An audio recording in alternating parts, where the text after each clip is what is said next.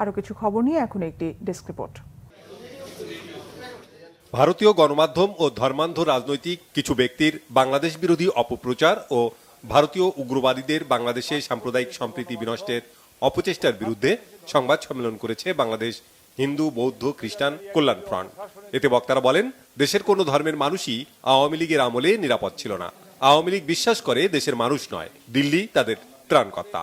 ভারত বাংলাদেশের পারস্পরিক স্বাধীনতা সার্বভৌমত্বের প্রতি সুরক্ষা ও সম্মান নিশ্চিত করতে ভারত সরকার ও মিডিয়ার প্রতি আহ্বান জানানো হয় সংবাদ সম্মেলনে।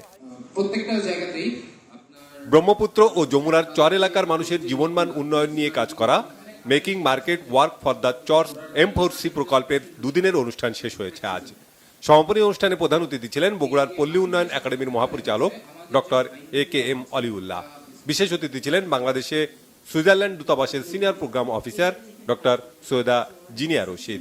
অনুষ্ঠানে সভাপতিত্ব করেন RDA এর অতিরিক্ত পরিচালক আব্দুল্লাহ আল মামুন।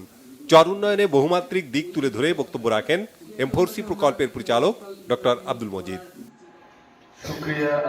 বাংলা ভিশনে প্রচারিত পবিত্র কোরআনের আলো প্রতিযোগিতার জেলা পর্যায়ের অডিশন হয়েছে লক্ষ্মীপুরে।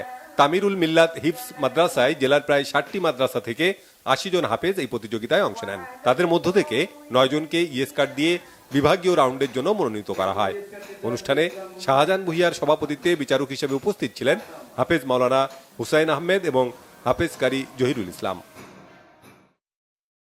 ইসলামী ব্যাংক বাংলাদেশ PLC এর 399তম শাখার উদ্বোধন হয়েছে মেহেরপুরের গাংনীতে। প্রধান অতিথি হিসেবে এর উদ্বোধন করেন ব্যাংকের ম্যানেজিং ডাইরেক্টর মোহাম্মদ মনিরুল মাওলা। এ সময় তিনি বলেন, ইসলামী ব্যাংক দেশের মানুষের দীর্ঘদিনের আকাঙ্ক্ষা ও প্রতীক্ষার ব্যাংক। অনুষ্ঠানে বিশেষ অতিথি ছিলেন additional managing director Mohammad Altaf Hossain ও deputy managing director Mohammad Maksudur Rahman.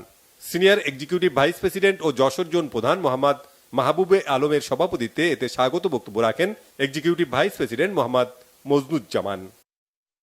Bangla vision news desk.